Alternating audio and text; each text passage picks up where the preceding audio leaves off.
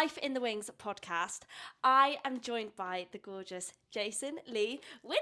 Hello. Welcome to the podcast. Thank you. I love it. Do you love it? Life in the Wings. Thank you so Better much. than any coffee shop. Treated. Guys, if you don't have Syrup an and espresso all. machine, get to know. Come on, plug. Nespresso, sponsored. Life in the Wings. Thank you. Oh my God, that's the dream. So we're going to go into the first bit of the segment, which is one of my favourites. Just a little icebreaker, even though we definitely don't need that. We've just been talking for half an hour. I've given away most of my answers to I these know, questions. I was like, wait for the pod, but it's so hard. sweating. When guests come on, they're always like, asking me, like, how are you, like all this sort of stuff, and I always feel like I'm not asking them anything because I'm waiting for the pod. Even but if with it you, is. I just like let rip, and I'm like, we now have to repeat conversations, but it's fine. Okay, so this is the quickfire round, aka the 16-bar cut. I'm screaming. She didn't tell me that bit in the down low. I like that to is so good. I like- the 16-bar cut. Yeah, because I've done it before where I've gone into an audition and they've literally said 16-bar cut. I've sang a line. I'm going to say it. And they tea. literally, I sang a line and they stopped me. Yeah, no. But this was like, I'm talking like 9 years ago now. How crazy my God, though. savage. Whereas I've had the other way round where they ask for like 32-bar cut and I make sure that it's exactly 32 bar, and then they're like, oh, that was abrupt. I'm like, you asked. You asked for it. I thought you were going to say they You asked for the whole asked. song and you don't know it. I'd refuse. I'd be like, wasn't on my breakdown, sorry.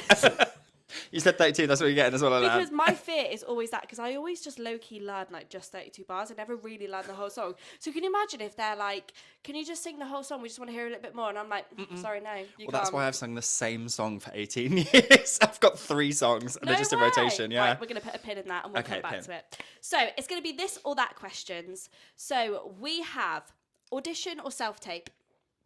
Audition. Matinee or evening? Evening. Yeah, musical or play? Musical. Singing or dancing first? Singing. Oh, I was really interested in that with you because I didn't know which way you were going to go. I'm manifesting. Singing. Singing first. As we were just saying, 32-bar cut or full song? 32-bar cut. Absolutely. Ensemble or lead? Lead. Absolutely. Own dressing room. This is Personal true. dresser. Yeah, this is true. Yeah. The pay rise. Yeah. Why did I even ask that question? And then last one, Instagram or TikTok? Oh, I'm going to say Instagram. You love an Instagram, don't I you? do, only because at the start, TikTok was so... I'm not going to say so easy. It wasn't. It took work. Yeah. But my TikTok built really quickly at first and then really stalled. And then my Instagram exploded. And now it's like double the following. Yeah. I get so many more interactions on there. I actually enjoy scrolling it more. Like once Reels became a thing, I was like, oh, okay, Insta's upped its game. And I love it. I feel like Instagram... Is Instagram like less toxic as well? Yeah, I find it a lot harder to go into the bad side of the algorithm in Instagram, whereas TikTok, it takes one comment and like you find a whole load of trolls. Yeah. Also, a lot of people scroll through Instagram Reels, something I've never done. Like, Do you not? See, no, I do now. Because they've changed it. Okay, Instagram, we have to talk. Okay. I'm not happy about this. When you're in the messages now, because the messages is now on the bottom bar, do you remember it used to be up in the top corner?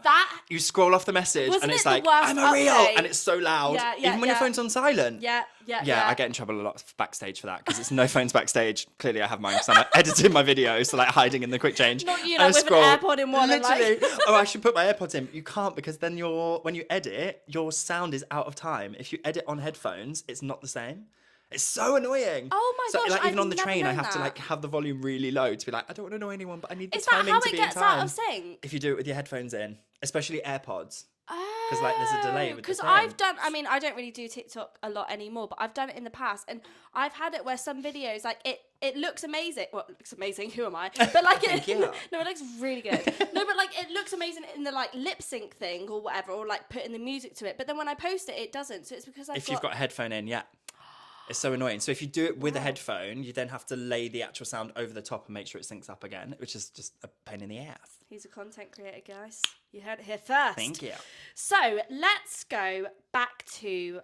Actually, before we go back to the beginning of your wonderful life and career, you have done so much. You've had a very busy career on stage. I'm very tired. He's My hips hurt. To name a few, Moulin Rouge, Frozen, Kinky Boots, Matilda, Wicked, Chicago, Cats, the list goes on. Also been an associate choreographer and assistant choreographer, right? Correct. She's done her research. Yes. She's done her research. Come on, Spotlight. Not even on Spotlight. Yes. Not even on Spotlight. When you like to She's know. got a show program. She's got a program. She's seen me in action. Just a little Google search. Iconic. It's stuff that I put on there myself. Can you imagine? I changed my own Wikipedia. So, talk to me how it all began. How musical theatre came into your life. My mum is a dance teacher. She's a ballroom and Latin teacher. Wow, and you were saying earlier that your brother used to be My brother, performer as well. Wow, so your family are stagey. Yeah, apart from my dad, who was a long-distance lorry driver. Wow. Very much not anything to do with theatre. The opposite side of the schedule. The opposite side, but so supportive. Like, Yeah. he's such a legend. Yeah, and it's, I mean, I always joke that Mum wanted a girl once she'd had my brother is older than me. Okay. So they wanted a girl, and then they got me, and she went, "Oh well, this one will dance anyway." But it was actually I will make him. yeah, sod it.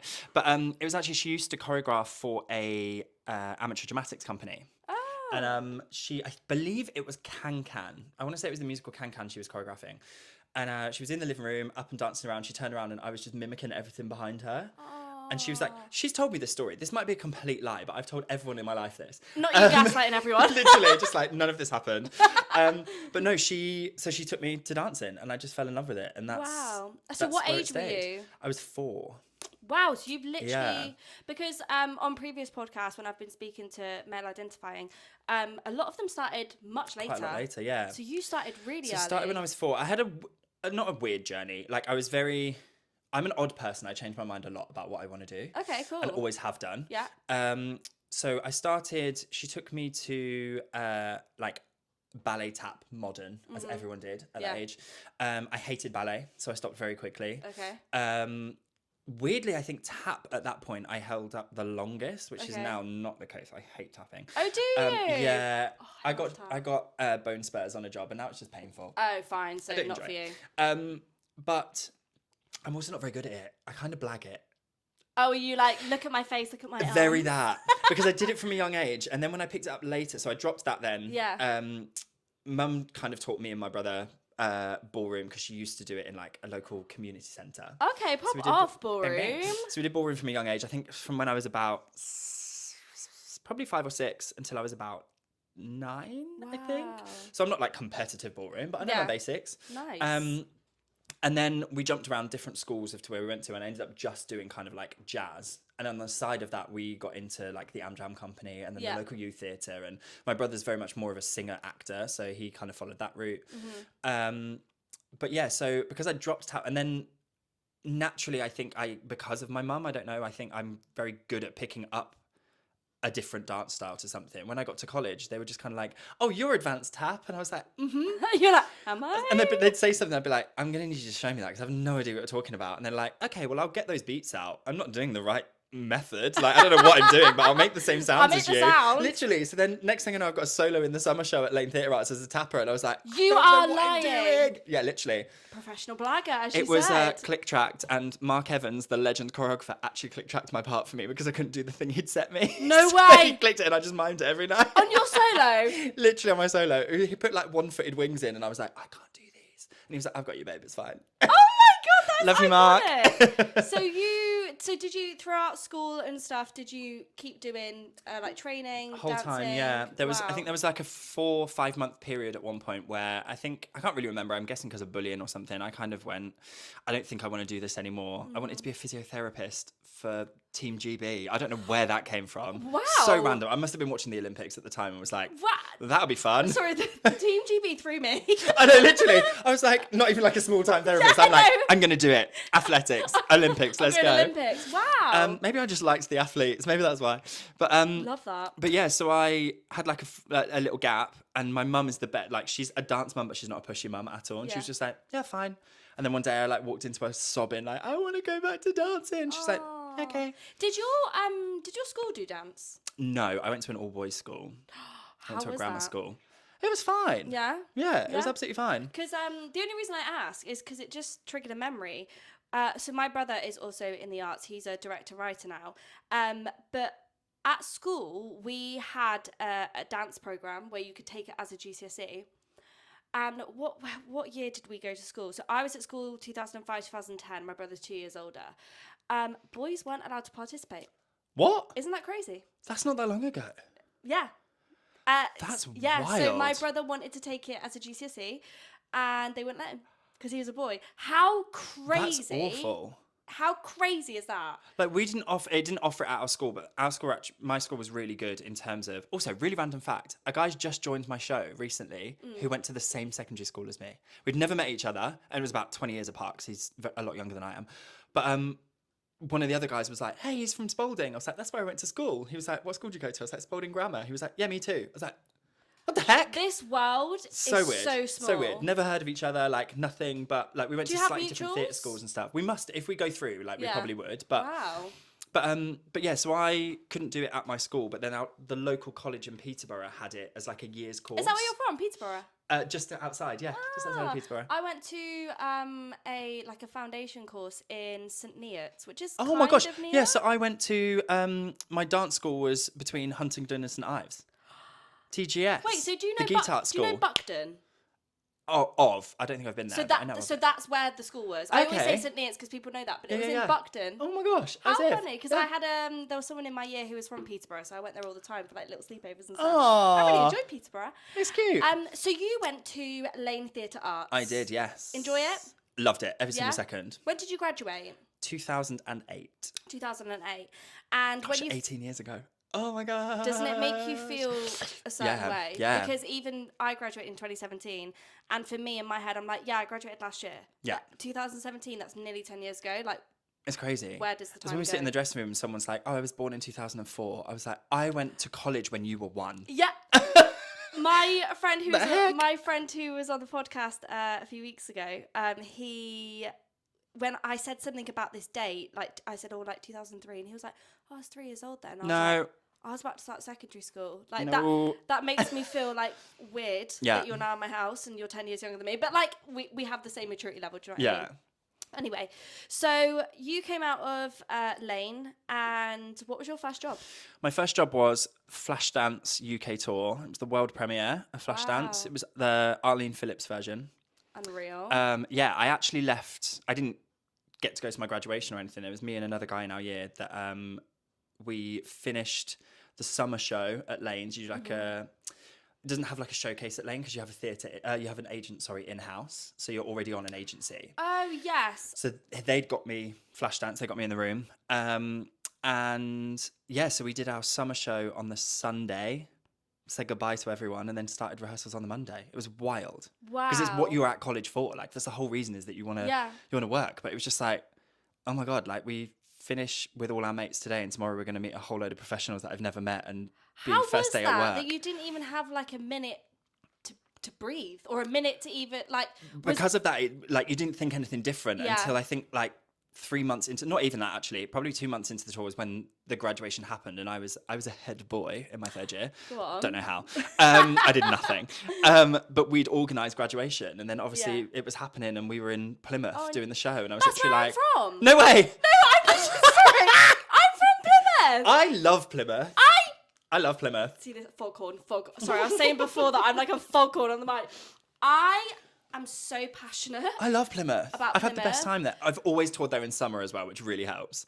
One of my goals is to perform at the Plymouth Theatre Royal, just because it's obviously my Beautiful. hometown. But And I it's live one of the few theatres in the UK that has a canteen backstage.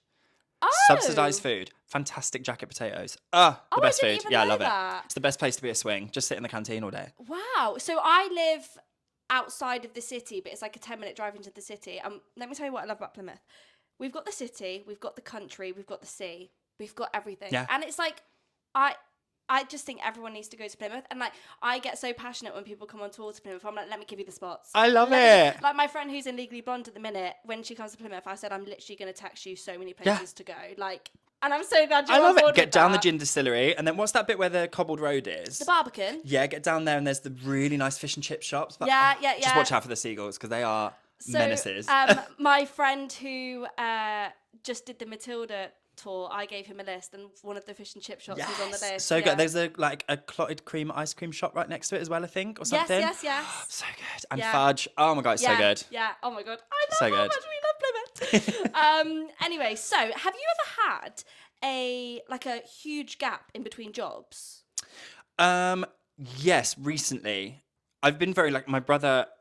My brother always hated on me in terms of not actually hated on me, No, but he was but- always like, "You always just manage to get lucky." There was a point where between every job I had like maximum like 2 to 4 weeks or something. Like I'd get towards the end of the show and be like, "Oh, nothing's happening," and then something would happen last Yeah. minute. It'd be like, "Oh, you start in 3 weeks' time." Yeah. So I'd be like, "I'm gonna go on holiday and then start work." He was like, Unreal. "How have you done that every time?" Yeah, I have a friend who's exactly like that actually. And obviously it does come down to talent, but I also think it is actually fair to say that like there is a little All bit timing. of luck involved as well. I say this all the time. When you mentioned about like my CV, I do have a very nice CV, and I always say I'm very lucky to have done what I do. And people go, no, it's talent, and I'm like, yes, to book a gig you have to, but it's also luck, as in it's timing. Like Yeah. so much of I would say my first like 5 jobs. I'll really quickly run it down. So I was on Flashdance. My dream job was Chicago, which I knew was auditioning, and I couldn't get in the room because Grimrod's had seen me for Grimrod's the casting director for Chicago. Anyone that didn't know. They'd seen me for Joseph when I was graduating as well, and I Yeah. was like fresh out of college, long like blonde curtains, like trying to be a cover you have Joseph. blonde hair? Yeah, naturally blonde until I cut it short, and then it never grew back. Oh my Yeah, gosh. crazy blonde, like almost Wow. peroxide when I was a child. It was weird. With your little curtains. Yeah, It's love giving my 90s. curtains bowl cut. It was more of a bowl cut. So I like had auditioned like to look like I should fit in Joseph. Got you. And then while I was on tour, they were like, "We see him more as that, not a Chicago boy." And I was like, "I've been gymming for a year. I've cut my hair really short. I've dyed it darker. Like, I know that I can do Chicago." The things we do for this The things we do. industry. I was like, "I know I can do it." And they were like, "No, we don't think it's right." But there was a connection through, without fully going into it, there was a connection through my show that a resident there used to be resident on Chicago, was best friends with them, and was like, Wow. he was at the venue. It might have been no, it wasn't Plymouth. He was at the venue when I was talking to her about it. So she literally called me over and was like, "You need to meet each other. You need a swing. He's a great See swing." how that's timing. In the room. So the next day I like went down to London, went into what I thought was the first round. It was everyone else's like 4th round for the show. Wow. Thought Stephen Crockett was going to throw me out the room because I wasn't on the list. And luckily the DC resident stood up and was like, no, he's with me. And then like the flip, he was like, "Hi, darling." I was like, oh my God, like gosh. fresh graduate, didn't Not want to you, upset like, anyone. I'll walk myself out, Literally, don't worry. I was like, I don't want to upset anyone. Now I'd be like, shut up, I'm in. But yeah, because of that, I got that connection. And then when I was on Chicago, another guy introduced me to a choreographer who actually shan't be named anymore. Introduced me to a choreographer who was doing a little like one night gig at the Albert Hall. So pulled me into an audition for that, did that. So you performed at the Albert Hall? Yeah, I've done it a few times. And then from there, he was like, "Oh, I'm also doing something at Chichester this summer. Would you like to come and audition for that?" So it was literally back to back to back to back, like Wow. of my agent doing the most, but at the same time, Connections. me connecting to get in the room. So it is all Sometimes, luck and timing yeah, as well. Sometimes it is not fully, but sometimes it is. Who you I think know, they're hand not in what hand. You know. They're 100% hand in hand. 100%. But it's also lucky in terms of what tracks are available, because you might have the Yeah. talent for the show, but the person that you are going to have to replace isn't leaving. So again, it's timing and luck. There's like so much I've learned about this puzzle since. Do you fit the costumes? Yeah, Do like you? like whoever. So when I was, I did Bonnie and Clyde last year, and I actually had love that the. show. Oh my god! I didn't get to see that version, but I flipping love that soundtrack. I wish I'd seen Honestly. it. So I like for me like it was 8 years since graduating, and I hadn't booked a musical. I'd done a ship and stuff, so for me to even book that was just like, oh my god, I've made it. Oh, She's got 1, it. 2, 3 back in the room. So It's so me. I love it. I'm back, guys. So yeah, I had the director here, and she was saying that when she cast Bonnie and Clyde, she had 2 casts. Yeah, she had 2 casts, and she didn't. What did she say? I want to get this right. So I played Bonnie's mum, and she was saying, for example, if this isn't how it went, but this is kind of the gist. If I or the other mum wasn't available, then that would affect who then got Bonnie, because the other Bonnie might be older. Do you know Yeah. what I mean? Yeah, Like yeah. that kind of thing. The jigsaw. The jigsaw. Yeah, and chaos. so they can sometimes they don't even offer everyone at the same time, which I didn't know. Yeah. I was clueless to that. I thought like if everyone's a yes, they all just get offered it, and if they don't, then they'll reassess. But actually, it's like they offer maybe a few parts, see who's got availability, who hasn't, and then if someone hasn't, that might affect you getting the whole role. thing. It's crazy. Isn't it? Butterfly effect. It Yeah, literally it's is the wild. butterfly effect, like crazy. So circling back to my question, how was it going from basically, job to job to then having that break? Was it needed? Was it nice, or was it like Yeah, mine was scary? by choice, to be Oh. fair. Mine was so I did a job I did Moulin Rouge in London, and then they flew 3 of us out to Australia to finish the Australian tour contract, Whereabouts which in was Australia? Melbourne for 4 months. It was Oh, for 4 months. 4 months we were there. Just under. I was honestly the best time of my life. Like, I miss it Unreal. every single day. If I could Is move it- to Australia now, I'd be gone. I'd be gone. So my ex is Australian, so I went there for 2 months. I literally had this conversation like 2 days ago. If anyone can get yourselves to Australia, do it. Isn't it just It's the best. everything's so open? Like, it's not like The crammed way like of London. life is just everyone's so chilled Happy, and like, yeah, The sun makes a everyone's- massive difference. Everyone's like, "G'day," like Yeah. it's just How you yeah. going? So Oh, you I love had it. So you had the best time. Yeah, so it was incredible, and I came back, and I was like, I don't really know what to do in terms of career wise. Like, I'm getting older. Like, do I still want to go for ensemble roles? Like, I got very stuck in the bracket of swing dance captain, which I'm not complaining about at all. It was fantastic, but I kind of went, I think I'm done in that world. Like, Because they do, sorry to interrupt, they do say, actually, I've heard this, which listeners might not know, that sometimes that does happen, that once you're a swing, you kind of are seen as that, or Yeah. once you're first cover, it's really hard to make the step up to the lead. yeah. So- I think it's very easy to get pigeonholed, especially with something like swing and dance captain, because it's such a specialized skill in terms of Not everyone can do it. not everyone can do it, not everyone wants to do it, and I Yeah. think they're aware that a lot of people wouldn't take it. So as soon as you've got it a few times on your CV, they're like, oh, give them swing. Like, Yeah. there's obviously the bonus of you get paid more money. Some people prefer having that like change up of tracks. I Yeah. know mentally it's better for me on a long contract to be a swing. Like, just doing one track 8 times a week for a year, I go crazy. Yeah, So like, I would need a cover or a swing or something like that. But, just to change things up and mix it yeah, up. just to keep your brain fresh. But it's but yeah, it is easy to get pigeonholed. So I was like, I need to step away from that. There's nothing particularly right for me around at the moment. And then one show came through, which I auditioned for an ensemble cover in, and I don't know where I got the balls to do it, but I kind of went, I can play that role. Like, I'm not covering it. I can play it. As you should. Have you found it? And they were like, no, we actually haven't. And I was like, then see me for it, or I'm not coming in at all. So went back in the room for the role. Now, is that you speaking to your agent, or is that you speaking directly to the casting A bit of directors? both, because I did know the team from a previous job. Nice. So a bit of both, but I really like dug my heels in, and ended up, it was between me and the guy that ended up doing the show, which like my family and that were like, oh, I'm so sorry, like that's such a shame. And I was like, no, it's not. Like, it was still such a payoff for me to go, I knew I could do it. I knew I Yeah. could get that far. Like, Yeah. I'm glad I dug my heels in. Amazing. And I didn't, and they were really lovely. They were like, look, the ensemble track's still available if you want. And it's the thing where you're like, that's a year's worth of money in town. I'll still get to go on for the role. Like, do I want to do it? And I went, no, I have to stick to my guns and say no. So you said no. So I said no. Sorry, that in my Terrifying. opinion, but in my opinion, in this industry, the only thing that we have that's in our control is saying no. 100%. Because everything else is up to other people, whether we're right for it, whether we fit the jigsaw.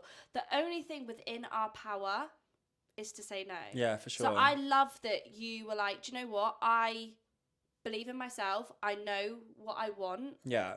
And and you stuck to that. Yeah. That's incredible, because it's quite It's scary. really hard. Do you know what? It wasn't even about, like, because obviously some people would be like, oh, the love of stage, did you miss that? At that point, I think because of where I was living and the situation I was in, I was like, it was just watching money go out the window. Do you know what I mean? That was the Yeah. hardest thing to say no. You were like, why am I saying no to that money? And then I was like, you can make money anywhere. Money I've got comes. hustle jobs. Like, it's Yeah. fine. If I need to move out my flat and go back to my parents, fine, I'll do it. Like, Yeah. I'm not worried about that. Like, so I said no. And then, and then we had a moment where actually my agent, it was my old agent now, kept calling me, and he was like, I promise that I am working for you. There is just nothing around at the minute. And I was like, I'm fine. I'm not Girl, worried. don't worry about me. Literally, I'm not good. stressed at all. I'm walking dogs for a living. I'm more than happy. Like, I love my 'cause life. you worked at West End Tales, right? Yes, I was working Western Tales at the time, and I also lived in an area that it's so hard to find accommodation where you can have a dog in London.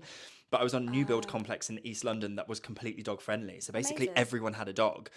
But it was kind of coming out of COVID, so everyone was going back to work. So I was just like, I'll walk your dogs today. So I was on the Rover app, like literally earning a bomb every day, just taking dogs back and forward from a park. Oh my It was gosh, great, that's amazing. including my own dog. So I didn't have to leave him on his own. Like, yeah, it was amazing. Well, that's a side hustle if I ever did hear one. So yeah, so I was just like, Rover, you're welcome. Again, sponsor me. But yeah, so it was a weird thing that it was kind of the first time that I had ever put myself out of work, but actually for me to figure out what I wanted to do was, it was amazing. It was such a great, I think it was, I wouldn't have been, I got back in like February. I had a little gig being an assistant choreographer already set up in April. So I was like, another way that I could turn down the job, because I was like, I also really want to go and do that. I don't want to let them down. So I did that. That was like 5 weeks of work. And then I did nothing until I did a workshop in October, and then that went straight into a panto. So I had a good like 6 months not doing anything. And Did it was you have lovely. the best time just actually living life? Evenings off. I could see friends and family. I could go wherever I wanted to go. That's the one thing about our industry is the evenings. Like, I really miss just sitting on my sofa, having dinner, sitting down, open like a nice Pepsi Max, watch like a nice program. Like, we get that on a Sunday. Yeah. Or like, I think it's like a Monday now. Like, I was talking to someone about this the other day. Like, when you get that one day off as well, you're so torn between, it sounds like a woe is me, but it's literally like, I'm exhausted from the week. Do I just slob out all day and rest and recover? But then I feel guilty that I haven't done anything or go to see people. So then the next Sunday you'll book yourself up like full socialite, and you get home and you're like, oh God, I've not had a day off. And we start work again tomorrow. And then you have to wait for the next Sunday. And then you're like, oh my God, it's been 2 weeks. It's like day you off never, after. I think it is like a phone battery. Like you just can't get yourself to 100%. Like you're always running from like 85 down. You're like, come on. So true. Because it is tiring what we do. Like it's a lot on our bodies. Yeah. Let's talk about social media. Let's. Because you're a content creator, right? Yeah, weirdly. Yeah, I am utterly obsessed with your videos. Like, I'm always in his DMs, like, rate this, love this energy, go girl. Like, I am like your number one supporter. How did that all start? Because so we met doing My Lovely Agents. She did a cabaret, and we met there. And I knew of you through social media, through that, but I don't remember where it started. Like, talk to me how that all started. It was so right. So lockdown, TikTok became a thing. It did. And I remember being like, what would I have been in lockdown? Like 31, 32. I was like, I'm not dancing on an app. Like, I also was injured. I tore my Achilles just before lockdown. So I physically couldn't jump on the bandwagon straight away. But I was like, oh no, I'm a bit too old for this. Like, I do Instagram already. And like, my Insta was okay. I think I had about 20,000 followers at that time. And was that just from you posting? That was from like musical theatre and the old thirst traps every now and then in the gay community. All the gays can get the followers. So I had. Damn it, I'm not gay. I think I had like 15 to 20k followers going into lockdown, and I'd been pushing for ages like to get. I don't know why, but Instagram had always been a thing where I was like, oh, I'd love to have a following on it. I don't know why. I don't know how people make money out of it. I don't know what it is, but like, I don't know. I think as an ensemble person, you're like, oh, if I get following, like, I'll get a lead. It was always kind of that. Yeah, I don't know. Can you make money off Instagram? You can. I didn't even you know can that. monetize it, but I don't understand how. There's too much reading involved, so I couldn't bother to set it up. TikTok's was a lot easier. It's just like click, done. Yeah. So, table. So sorry, breaking the set. The set. I'm obsessed.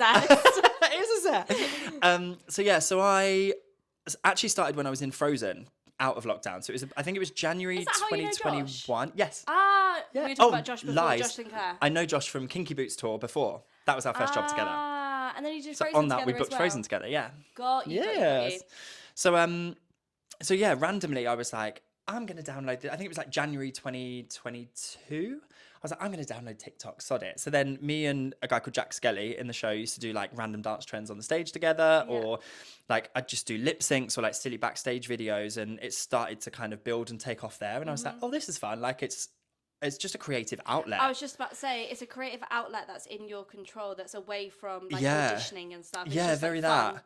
And it was Frozen, as I said before, like Frozen, I was an ensemble track. I was an assistant dance captain, and I had a cover of Josh Sinclair's. I was Josh's first cover, so for Pabby. Yeah. So like a little. Oh, you're such a Pabby. Such a Pabby. Such a Pabby. So I had that, but the way that we did it, I didn't do his whole track. I just took Pabby into my own track, so it wasn't really that different from what I was doing every night anyway.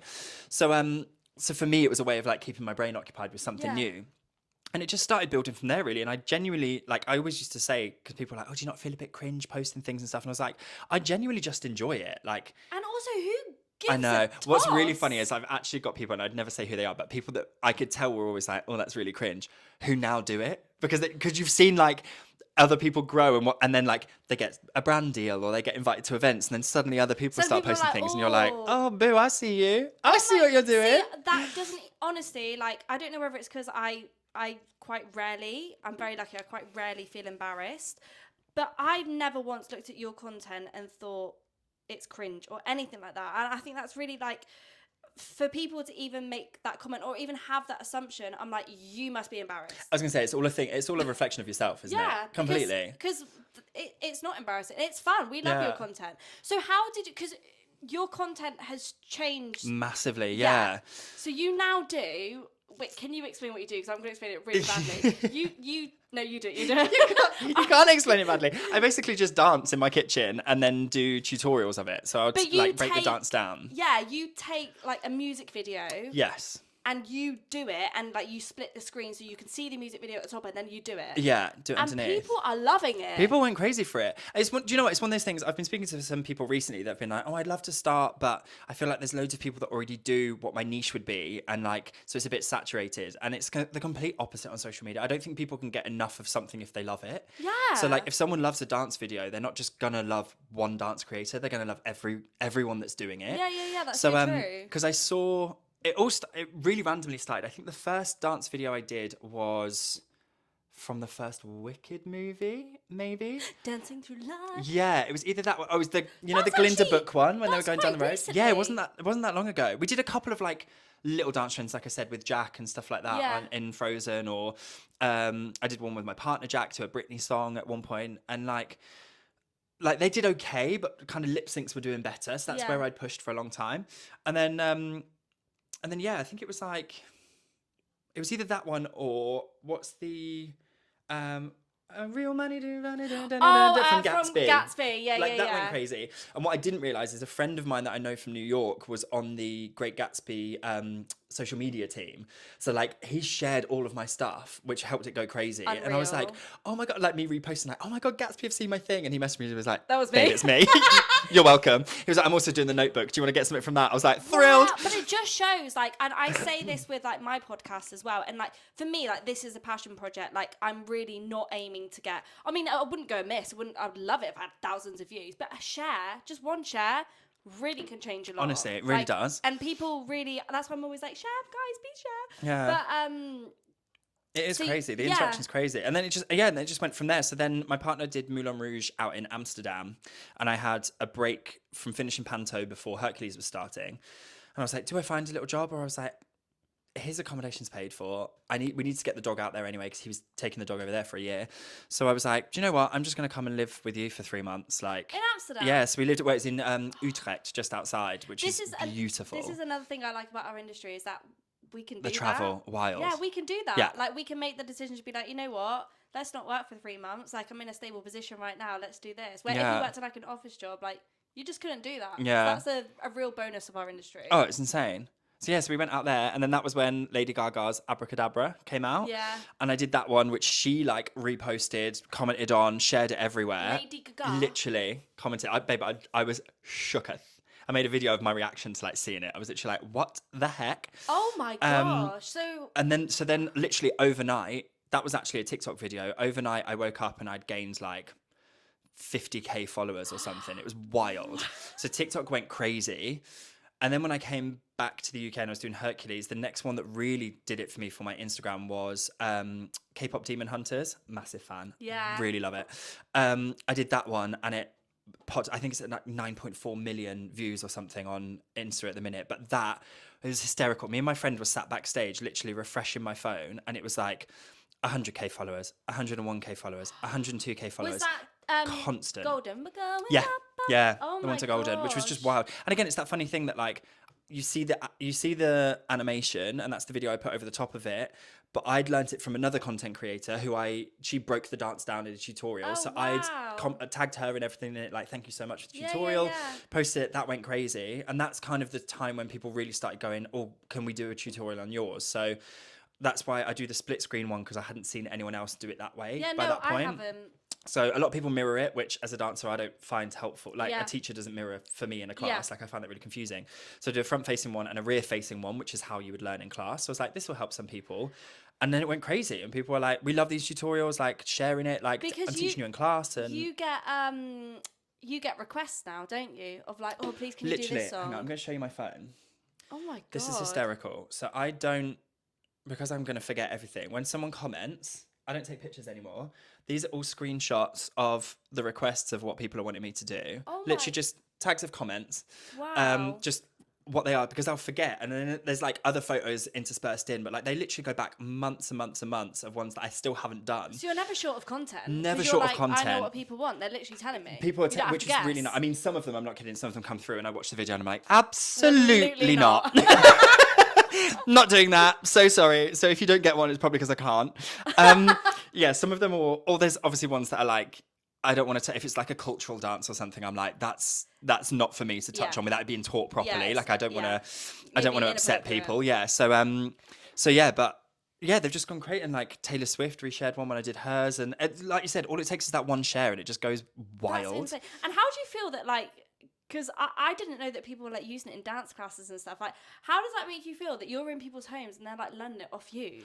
Well, a little bit like a copyright fraud, because sometimes when they're like someone tagged me the other day and they're like, learning Jason Winter's dance, and I messaged back and was like, it's not my dance, No. babe. I've tagged the choreographer, and they're like, please tag the choreographer So that's on good to know as well. So with your content, you make sure you credit everyone. every single time, unless it's something like unless I can't find them, and then I'll normally write someone like, please tag choreographer if anyone knows who it is or something, or if the choreographer doesn't amazing. have social so then media. you're never claiming anything as like your own. Absolutely not. So like I did a Hairspray one the other day. So Adam from the film, and Adam Shankman, the choreographer for that, I know his Instagram account because we follow each other. So I tagged that on it. But I couldn't find him on TikTok or YouTube. So I just would write like Like, write his choreographer name. and then write his name so that people know like it's not my own material. But obviously some people just don't read captions or whatever, which is fine. But if it ever comes through to me, I'm always like, not mine, not taking credit for this. Yeah. Like, And do you plan to just like keep growing that and just... yeah, so I've had quite a lot of things. I'm excited to finish the contract I'm in and have some downtime, because there's a lot of things that I get invited to that I currently can't go to, like events for shows, or Yeah. they do a lot of, especially with like K-pop groups and stuff, they come over and do open class for people, so you can go and learn like their new song for their new record, Wow. because then they know we post it and it helps promote the song as But well. obviously, I don't think we mentioned it. He's in Hercules at the moment. Yes. So because you're in Hercules, you're unable It's to always obviously... evenings. It's always evenings, so I can't See, go. I that's did go another thing. I got invited to the Kinky Boots at the Coliseum, their gala on Sunday, which I Oh, was able I to go couldn't to. make it. I was so No, annoyed. Yeah, I was it came supposed through to and I was go. like, yay! I can was do it, this was one. it amazing? It's so good. It's really weird because I did the show for like 3 years, so Oh, I've of got course. such a special place in my heart for the show. Yeah. And there's one of those things where you're like, oh, it's not the same version. So like, do I feel a bit like protective over our version? I didn't know it was Yeah, no, the same. it's a new version, so it's you kind of feel protective of Oh. yours, but at the same time, like, it's so much fun. That show's so beautiful. They were working their butts off on that Yeah. stage. Like, the energy was out of this world. Yeah, it's so, and it was so cute to sit and watch it and be like, this story Yeah. is still so current, the message is still so important, And it it's- was on a Sunday, and you and could it was on a go. Sunday, and I could go. It was in the afternoon as well, so I still got my evening free. Oh my god! Thank you, bliss. planners. That was gorgeous. God, I'm sweating. I honestly feel like we could talk all day For but, hours. I honestly feel like we could. We're gonna go into my next section. I don't know why I can't say section on this podcast. We're gonna go into my next section, which is called backstage drama. Yeah. And I basically just want to know if you have anything like an unhinged story, an embarrassing story, a funny story, just to like share with us, just for shits and gigs. What have I got? Do you know what? I've got a few little ones that aren't like crazy. Unhinged is normally me these days, because I feel like as an older member of the cast, like, you have experience of things that you've been through. Yeah. So when some things don't quite go right, I'm very quick at walking off and being like, no, that's not acceptable. That Yeah. needs to be sorted. Yeah. Because I remember being the young one in the cast, and you don't want to rock the boat, and you're not really sure what's right. And I'm like, no, we're not getting walked over. Like, I think that comes with age as well. 'Cause 100%. Even I felt like that. I remember when I was younger, I didn't want to. I knew what was right and what was wrong, but you kind of don't want to be problematic. 100%. Where like when you're older, you find a way of saying it without being problematic. Oh, yeah, being for like, sure. No, this is. Yeah, This is what and should also happen. people know that you're more experienced, so they know that you've got a comparison, and you're they not just take being you a diva. seriously. They're like, sure, you've done other stuff. Yeah. So unhinged, probably that is me. The most unhinged audition experience I've ever had was for my first job, which was Flashdance, and we're thinking Flashdance. We're all dressed in like 80s dance gear. We've all got leg warmers on. For the audition. For the audition, Oh, like yeah. you have we all went like costume? full out, yeah. Not anymore. I never would. But then No, it no. was a thing. It was really weird. Yeah, no, the industry's changed since Yeah. then, but yeah. So we're all ready in our block dance trainers and God knows what else. And get through the dance round, singing round start, and one of my friends was beginning of the alphabet. Luckily, I'm the end of the alphabet. Thrilled. And she came out the room and was like, guys, they asked if I had a rap. And we were all like, That wasn't on a breakdown. She was like, I had to rap. So we were all like, oh my God. Improv rap? They were like, do you know a rap? Oh my God, the and only can you one that perform comes it? to my mind. This one is for the boys of the boom assistant tap down. That's the only one. I'm dead. Is that a rap? I don't know. Sure. The only one that came into my mind, What? Fresh Prince of Bel-Air theme tune. Oh my God, iconic. That's iconic. I had to do it 4 rounds in a row. Bearing in mind at Lanes, I was like a prima, which is hysterical because I'm not a ballet dancer at all, but I was like one of the ballet boys, very much like technical dancer, like legit musical theatre voice. And yeah, so I went in, luckily had time to prepare. So I was like, I know the Fresh Prince rap. So I'm stood, as you do when you do sing around, like stood on the X, like, in West Philadelphia, born and raised, on a playground is where I spent most of my days. They were like, okay, could you do it again? And could you just walk from like one end of the room to the other? And I was like, what's the relevance of this? Well, there was a character in there who did rap, which we didn't know because it's a brand new show. So we had no idea. So I was like, okay, so there's me in my leg warmers and my dance block trainers walking one end of the room in West Philadelphia, born and raised on a playground. Horrendous. I would pay to watch that. And I was like, at least we won't have to do it again. Every single round, they made me do the rap. First cover the rap track. Was you? He's a rapper, literally, guys. Mum and Dad were like, oh my God, what are you doing? I was like, I'm swing. I'm second cover the lead guy, and I'm first cover. His name was CC. Yeah, so it's a double character. 3 of the boys played like double characters. So you were a factory boy and then like a nightclub guy, like a goodie and a villain almost. Yeah. His name was CC, and he was like drug dealer, rapper. I was like, yeah, I'm playing this role. I have no experience on any of this whatsoever. I was like, this is going to be experience in drug dealing. wild. Do you know what I mean? Like my parents come and watch, and little me walks out. Top of Act 2 is his rap. How did it start? That is hilarious. I'd like to welcome you, gentlemen, to a night of titillation. Like literally, And did you have to literally be like, boom, full leather coat, leather trousers, purple Cuban heels? I had to walk out. You had a necklace that was for naughty deeds. Walk out, literally like at the top of the show. I felt so out of place, but I loved that character. It was iconic. Because it was so much opposite fun. to you, it's fun. Yeah, right? it was so cool. I was is- like, what, 19? And I was like, this is hysterical. Like, what is going on? I cannot believe Yeah, that you girls had pole to... dancing behind me. I was like, God, my ballet teacher would have a heart attack. That's a worse audition story than what I... The only like, not bad, but like weird audition story I have is... It actually genuinely wasn't funny. It was more just like, what on earth is going on? They made me sing a song that they'd written on the whiteboard that they taught me in front of the panel. Yeah, it was... What in the secondary school is going on? No, and the thing is, the whiteboard was there the whole time. I didn't notice it. And I was talking to the panel. Bear in mind, so many things happened in this audition. Like, I was brought in for the wrong character. Like, it was honestly like a shit show. And then they were like, so if you just see this whiteboard, and I just looked, and there was like all this writing. They were like, we're going to teach it you. I'm not joking. Like, probably like 3.5 minutes. Can you imagine? What? Babe, I sang it all flat. What the hell? There was riffs and everything in it. No, No, I quit. there was. I quit. Yeah, no. I don't know why I did it. I like genuinely, because I think after that was my first experience of like, this is weird. Yeah. Like, do you know what I mean? And I think now potentially, because I knew I wasn't going to do a good job, because I'm not I know my skill. I'm not a person that you could teach me a song in 3.5 minutes. That's pop. That's riff. Yeah.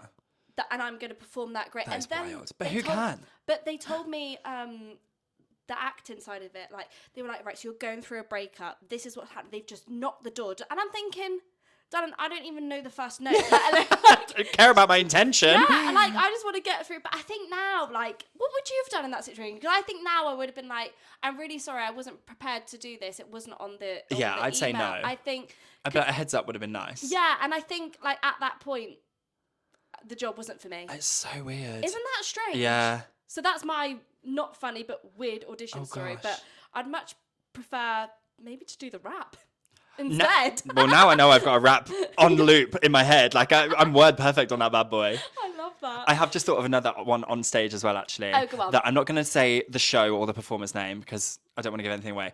But we were on stage in this one scene, and there's a character that's in the scene but doesn't say anything, doesn't do anything at any point. And we're all on the stage watching the rest of it happen. And then suddenly out the corner of my eye, I see this actor walk to the front of the stage, click up into the auditorium, wave to like the spotlight tower because their spot wasn't on. Spotlight hits them and they walked back to their position and stood there. Bear in mind, they do nothing in the whole scene. I have never lost it, so I'm the worst corpser on stage in my entire, like, out of anyone. Was it serious or was it to make people 100%, laugh? 100% deadly serious because their spot wasn't on them. And I went, because I absolutely adore this person, I went, that's iconic. I want to be that. I would love to have the balls to do that. Did they get in trouble? No, absolutely not. Absolutely not. It was so good. Like, I wish that I had a recording of it.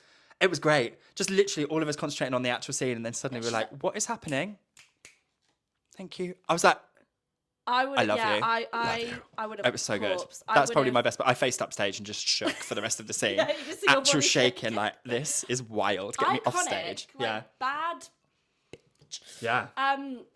So our next section is called Cut the Glitz and Glam, and this is the part of the podcast that I want to take the mood slightly down, not too gloomy, but the realness of the industry. Mm-hmm. Now, because obviously we were speaking about social media and stuff, have you ever experienced trolling? Yes. A lot. How do we even touch upon this? How do you... I mean, I'm obviously extremely sorry because that shouldn't be happening anyway, but how do you deal with that? So I have dealt with it by seeing other people go through it. Like, I watched Hannah Lowther go through a lot. Yeah. I watched Carrie Hope Fletcher go through a lot. Yeah. And mine has been nowhere near to the extremities of those. It still doesn't take it away from... No, not at all. And it's, do you know what, at the start, that was the thing that, when I said earlier about people being like, oh, like, is it a bit cringe? Is it a bit embarrassing what you're doing? That is the moment when you do question what you're doing and you're like, maybe I need to stop this. Like, maybe... Sorry, the coffee just made me burp. Maybe, like, I'm too old to be doing these dance videos in my kitchen. Like, grow up, what are you doing? Oh. And then I was speaking to a couple of other content creators about it, and the first thing to remember that is a lot of them are bots. A lot of them aren't even real people. Oh, really? Yeah, a lot of it is fake. Which I still don't understand why. No, I don't get it I don't understand either. the point of a bot sending out hate messages. But something that I quickly learned is that actually, even if they're not bots, if they are real people, someone's way more likely to post something negative than they are something positive.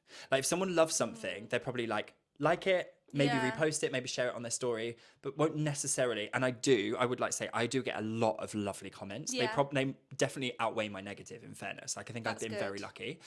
It's normally one video falls on the bad side of the algorithm, and then you're like, oh, here we go. Yeah. But then you can tell that they're bots because a lot of them are exactly the same thing, and you're like, well, there's no way that everyone's commenting this. Yeah. But it's kind of that, like, no publicity is bad publicity thing that actually I'm like, do you know what? If you want to comment on my video negatively, I'm going to respond and say thank you, because all you've done is push me into the algorithm more and create more interaction. And I also just think, like, because I know I've watched, you know, Carrie's and Hannah's vlogs and stuff, so I know all about that as well. And, like, I think they say as well, like, if I don't like something, there is no way past. in this world that I would go out of my way to tell someone. Absolutely not. There's just no way. But is that because we're at peace with ourselves? Probably, yeah. Because I fear that, We've like... just been brought out well and we're happy. Yeah, I feel that, like, the people that, you know, poo on other people's success, as we were saying earlier, I just really think it comes down to reflection that. on you, yeah. Yeah, and I just think, God, you must be really sad. Yeah. Like, genuinely. If that's all you can achieve in your day is to sit and just write hate comments on people's video, like, why? Yeah, like... What are you gaining? I just think, do people not have, like, the emotional intelligence to be like, oh, by me saying that, that's going to make them feel a certain way? But I think stuff like that, and then I look at, like, the stuff that goes on in the world these days, and you're like, do you know what? Nothing surprises me anymore. So and that's such a shame, if you want to interact with my story, P.S., you're now going to see loads more of my posts because you've interacted with me. So the algorithm thinks you love my stuff. Like, the algorithm doesn't read the thing and go, oh, they hated it. The algorithm goes, oh, connection. So Send who's more the of fool? It. So literally, you're going to Them. keep seeing me dancing in my kitchen, babe. So true, actually. But Don't even think about it like that. Yeah, it's wild. But so I've got to a really good place. I'd say for anyone that was starting out, the best tool that I found, which I think Insta must have it, but I used it mainly on TikTok because that's where I got the most hate the first around. When I was struggling with it, there's a filter keywords thing, and you can type in a load of words that you don't want to see. So obviously, as a male dancer, like gay, I put in there, and there was a point when, rather than calling people gay, because the internet started blocking that, you couldn't use it as a hate word, so it became oh, he's zesty was one thing, Oh, or he's really? fruity is one thing, or he's spicy. So all these things that I worked out, I just typed them in and I was like, I don't have to see them until I'm feeling in a place where I feel comfortable Yeah. seeing it. And then you can go in and look at all of the comments and go through. And some of them I was like, I'm going to allow them on my video because it's going to push me into the algorithm. Yeah. My main thing is I don't want a comment water off a duck's back. I don't care. I don't care what you're saying about me. Like, I'm comfortable with who I am. I'm happy with what I'm doing. I've got a lovely following of a massive amount of people and I'm earning from it. So like, if you want to try and drag me down, like, who's laughing? Like, you're sat in your bedroom at home, whatever. So true. So, but my thing is, I know that I get a lot of messages from people, which is my favorite thing in the world, that are like, I'm inspiring their 5, 7, 10, 14-year-old son who wants to be a dancer and they're worried about what people will think of them. And then they see someone like me dancing in my kitchen. They're like, oh, if he can do it, I can do it. I wouldn't want them to see a comment that would set them back off their course. So that's why I kind of filter things out that I can go, right, is that going to upset someone, or is that clearly a bot or something ridiculous or something that wouldn't trigger with someone. But it's just like, I know what I went through when I was younger, and like that's not I wouldn't want someone to say that to my nephews. Like, so if I think it will affect someone and doing something that they love, then I'll make sure that it's deleted. But so if not, then you're trying to protect yourself as well as other people, which is so gorgeous. I mean, if people want to hate, let them hate, because hate like away. you said earlier, who's laughing? Hate straight into my bank account, boo. Thank you. I love that. You bought me these glasses. Tag that. Thanks for the shades. So on the opposite side of that, in terms of your theatre work, do you have a specific moment that like stands out to you, that comes into your mind on stage, where you think, yeah, this is why I do it? Because obviously, like, within this industry, like, as much as we're like grateful for the job, like we've said, like, there are pros and cons, but do you have a moment where you're like, I remember being on stage and being like, yeah? My biggest one of those was coming out of lockdown. So I got offered Frozen before lockdown. I got it in 2019. And then obviously we were meant to open, I think summer 2020 was the first projected date, and then it got pushed back to like the beginning of 2021. Then we ended up opening summer 2021. So we've been waiting a long time for it, and we got all the way through the rehearsals, and it was really great. And then we had a massively long tech, and it started getting to that point where you were like, we need an audience to watch this show now. Like, it's getting really dry. Like, obviously the creatives are no longer laughing at the jokes because they've heard them so many times. Oh, no. They're not even like pity laughing anymore. You're like, oh my God, this is just painful. silence. Finish a number, no applause. You're like, ugh. So we had, we did an invited dress where obviously they couldn't fill the auditorium still because it was coming through lockdown, so you had to social distance. So one circle was all front of house staff came in to sit and watch it, and like all the people from the offices. And then the royal circle was all of our, I think we were allowed 2 or 4 people each, I think. We had them in, and then the stalls was all the creatives and the computers and stuff. So it wasn't a full house by any means. And for anyone that hasn't seen Frozen, it starts, we're singing backstage, cloth in, cloth goes out, and you see the 2 little princesses. Do you want to build a snowman? So blah, blah, blah, blah. Yeah. They finish, you and me, or whatever the lyrics are. It's been a while. Curtain flies out, and all of the ensemble stood around a maypole at the back singing, na, na, hiya, na. The curtain went out, and the noise that small audience makes, it's the first time anyone has seen live theatre in like a year. We'd all been cooped up.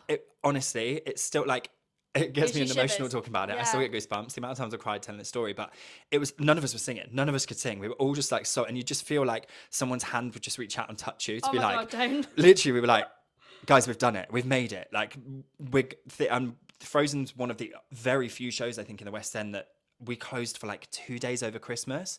And we didn't have to. We hadn't lost that many people to COVID, but it was just the company going, we don't want anyone to get ill before Christmas. Like, we want to give you a Christmas holiday. So, unfortunately, I did get ill on the way way home that night. I was like, I don't feel great. Tested, I was positive, and they were like, oh, we're cancelling the show from tomorrow anyway. So I was like, damn it. But yeah, just that moment of like the curtain went out and that scream that we heard, we were like, oh, it was amazing. So special. It was so powerful. That's insane. That reminds me of so I used to work front of house. This fly, man. Sorry, it's flying everywhere.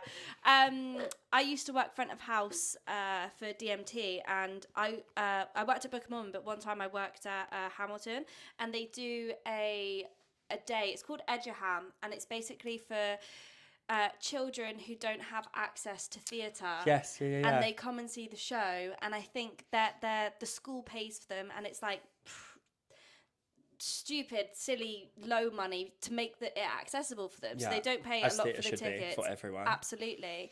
And like in the interval, like the ice cream's like £1, and they come with their pound coins. No, it's so adorable. Oh, stop. Yeah, and And that reminds me of like the Scream. And for them, I guess it's a similar experience. Like that's the first time some of them in their life have ever seen theatre. Yeah. And like even that just like gives me shivers. And like that's very similar to the moment that you had, that like this was in a way the first time that people have seen theatre in so long, and we'd like been cooped up and stuff. So like what a gorgeous memory to have. Yeah, it was incredible. We were such a close, I think, because we went into lockdown. So they did the cast announcement at the beginning of lockdown. So we did like the whole, as a cast, we did like the Zoom quiz thing, and like we did some Zoom workouts together. And then Disney were very good at trying to keep us employed through lockdown. So we filmed like a commercial from home as a cast announcement. Oh, like I got a knock on the door one day and it was a parcel of fake snowballs. And they were like, can you do something with this for your cast announcement? It was wild. Oh my God, amazing. They were like, so-and-so is going to be after you. So if you can throw it to the right of your screen, they'll make sure it comes off the left of their, do you know what I mean? Like things like that. Yeah. So yeah, it was really cute. And then when we could go back out into the public, we actually did a full advert for the show. So like there was one of the girls was on the bus, like listening to Let It Go on her headphones. Then a few of us were around a piano singing, like in rehearsals. Got money. Yeah, it was really good. They did the most to keep us close to the. So by the time we got to like the meet and greet, we'd all been chatting for a year. So we were so close. Like it was such a community, that show. Like it was an absolute family. So for those experiences to go through, like when that curtain went up, that was it was wild. Unreal. So special. So we're coming to the end of the podcast.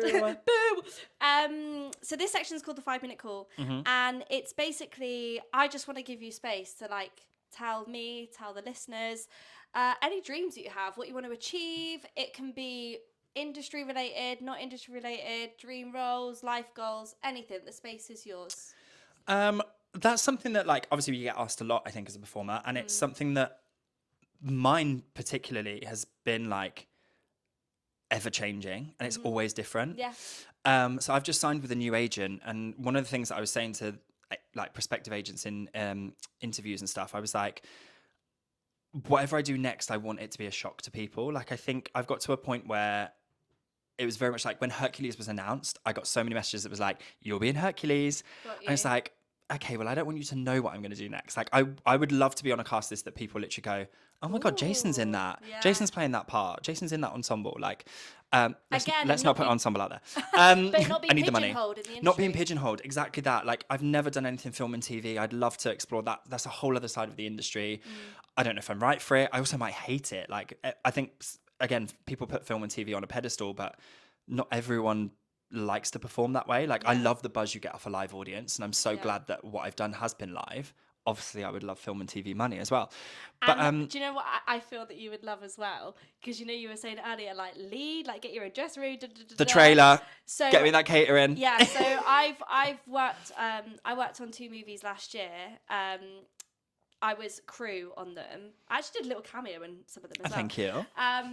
But the cast, the talent, get treated like celebrities. Yeah, it's wild. Oh my God, it's actually baffling how different it is to musical theatre. The only thing I've done kind of that world was randomly, again, through a connection, wasn't an audition, when one of the first Captain America movie came out.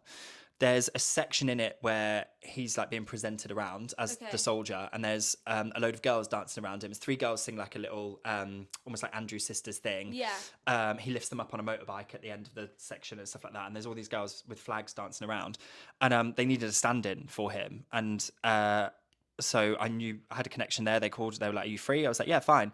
So I went and stood on set, and even that, I got treated like an absolute prince. So it was wild. So that was my my first job on TV and film. I was a stand-in for Angourie Rice on Finding Emily.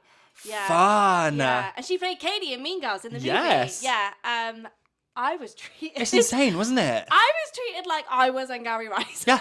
Yeah, literally. Like, it was so fun. Like, so anytime cool. it stops, do you need anything? Do you need a drink? Do you need that? I was like, babe, I've literally stood on an X for like 2 hours playing. I think I was playing like Candy Crush or something on my phone while girls danced around me. But isn't it such an experience? And like, I think that's such a nice experience for people to have when they want to go into the film and TV industry, that like it's not a shock to our system. Like now, if we I was gonna say if we were ever, when we do book film and TV jobs, we know how it runs. Yeah. Because before I did my stand-in, I genuinely had no idea how it ran. Like not a clue. Different world. Completely different world. But I fear that you would love it. I think I'd really love it. Yeah. So yeah, I just kind of want to keep doing random things. Like I want to do things that aren't the obvious, and maybe your dreams and things you want to achieve you don't even know yet.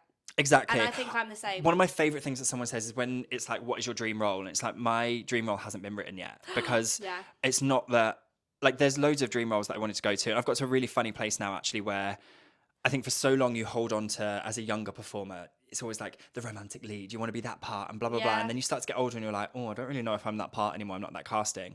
So then you get into like a no man's land. And I think I'm still on the younger end of that spectrum. But like in Hercules, everyone goes, oh, you're covering Hercules. I'm like, no, I'm covering Hades. Like, I'm the older villain. And I love it. Yeah, everyone, so everyone knows fun. Go the Distance. I don't want Yeah. the pressure of singing that every night So or true. once a week or whatever. Yeah. Like, no one knows Hades' song. They don't know Yeah. how he's going to be performed. Like, I keep joking with people. I'm like, give me a dad in Mamma Mia. I'd be thrilled. Yeah. Like, but I think my dream role is something that no one else has done yet, and it's not been written yet, and it's something that I'll get to create, and it will fit on me so well, and it will just Obsessed. everything falls into place when it should. And I'll be there front row. Whoop, whoop. I'll be there front row like, wow. You always stood next to me on stage. What are you chatting about? Oh, stop You'll be in it with you. me. Okay, I'll And it'll be in with you. Australia, and we'll be tanned and happy. Have you ever tried frozen Cokes in Australia from McDonald's? Yes. For like $1. Insane. I walked past one to work every day. I basically got one like 4 times a week. Yeah. Oh my god. Just flip and fly. Sorry. No, literally obsessed with them. So the last question I have for you is a listener question, Yeah. and they have written in. Can you describe? I guess we've kind of touched upon this, but maybe not this specific moment. Can you describe the feeling when you first made your West End debut? So which show was that? Chicago. That was Chicago. At which theatre? At the Cambridge. Oh, yeah, where Yeah. Matilda is, right? Yeah. Oh, I didn't even know Chicago was there. Yeah, so it went from the Adelphi on the Strand. I think the Adelphi was the first place it was. I might be wrong. And then it moved to the Cambridge for a few years, and then it went to the Garrick, and then it went wow. off West End for a bit, and then it came back to the Phoenix for a little bit, and then went been off around. again. She's been around, girl. What was that feeling like? It was insane. So Chicago was one of my dream shows Yeah. from being a child. Like, it's Fosse's my favorite style of dance. Like, I love everything about You give every such single one of Fosse his vibes shows. as well. I like it. Just sits where it feels nice in Yeah. my body. Like, Yeah. I've always danced. I used to literally spend my weekends when I was a child with the Fosse DVD on, learning, like, teaching myself every routine. Love it. So now when people are like, with my content, they're like, how did you learn that? I'm like, I've been doing that my whole life. Yeah. I literally used to be like, I'm gonna learn sing this weekend. My mum would be like, Yes. go out on your bike like a normal child. Just so weird. But yeah, so Chicago was a dream. My mum took me when I was about 12 to watch it when it was at the Adelphi. Mm-hmm. And they had a cast board up in the front of house of the theatre. And you had all the cast written, and then there was a gap. It was one of those ones where you can like slide the names in. Oh, yeah. There was a gap, and then it was the musicians afterwards. And alphabetically, I would have fit in that gap. No, I fear that you were going to say something like Full that, and I wrote manifestation, my mate. name in that gap. Babe, honestly, so I had a photo next to it pointing like, Mum, my name's going to be there one day. I'm going to be in that one day. Oh my gosh. And then, yeah, it was my West End debut. So there's a picture. Obviously, it had gone to the Cambridge by then. But my mum then took a photo of me pointing at my name on the cast board at the front of the Cambridge, literally like sobbing, like, holy my crap, I've made it. gosh. I think I'm still one of the youngest guys to have ever gone in. I went in when I was 20. And turned 21 on the job. So I played Fred Casely like the day before I turned 21 or something. So I think I'm still one of the youngest people to have ever done it, which is wild that they hired me. Because I look back at photos now and I'm like, I was a child. I was so skinny. I'm like, I'd love to do it now, like feeling like a man, like with the experience that I've got, because that's how that show works best, I think. But was it everything you wished for? it was incredible. I know, it was amazing. I know some people, when they make their West End debuts, it isn't the moment that they wish for. It's maybe a bit more stressful. So that's nice to know. It was absolutely everything I wanted. I swung on Flashdance tour, and then I swung on Chicago in town. And Flashdance, I barely went on stage, like, because obviously when you're on tour, you all have the same holidays together. Course, yeah. It was a very different time back then. Like, people pushed through way more than they should have done. Yeah. So I think in a year I did like 63 shows. I can't believe that's still in my memory. I think I did about 63 in 12 months. I was like, my God, like fresh out of college, like dying to be on stage. Yeah, of course. And then Chicago, because of holidays and stuff, I think I did like 95% of the year. So I was on the whole time. I got to play every male role in the show and some female ones. Just literally living the dream. It was it was everything I wanted it to be. It was incredible. Wow. I've got the best memories. And how cool that you've like lived your dream. Yeah. Like, you've done it. I'll always remember like coming down for my first battle, and especially because in that, like, they introduce everyone like, sorry, I burped again. They introduce everyone in the finale, like, by names. They're like, ladies and gentlemen, they turn around and the MD's like, ladies and gentlemen, your company. And he introduces everyone's name. So, like, I love that. my first show on, hearing Jason Winter shouted in my dream show, running across to my bow, looking out. My mum stood up, like, bawling her eyes out, literally just like, it was that for me is the moment, the first and main moment that I ever went, I've made it. Like, I've done what younger me wanted to do. A lump to my throat. I'm like, do you know what I mean? Like, Sorry. even things now, I think, are dreams that, as we said, things that haven't been written yet, like shows that I don't even know exist that I want to do. But like that one, I always knew I wanted to do it, and to have done it that early in my career and as my West End debut, like it just, everything slotted it for it to be the perfect job. Yeah. I really want, like, the cast were incredible. I'm still in contact with so many of that cast. And that was 2009 to 2010. Wow. Like, we're still, even if we're not like close, like if I start speaking to someone, like it's so. Or like if you saw them in the street, it would just we would be like, always oh stop. my gosh, Yeah. like babe. And the fact that so many of that cast are still outperforming as well. Like, we were such a strong cast. Like, it was an incredible cast. So yeah, very lucky. Oh my very God, lucky. amazing. Well, thank you so much for coming onto the podcast. My You've been pleasure. an absolute dream. Life in the wings. Life in the wings, guys. I love it. I genuinely feel like we could literally just talk for hours. Like, there's even like questions. I know. in my Should I head call that off the I'm show like- tonight? Should we just go to a beer garden? He's got a show tonight. Screw it. I'm sick. But yeah, thank you so much for coming on and My giving me your pleasure. time. Bank holiday Monday as well.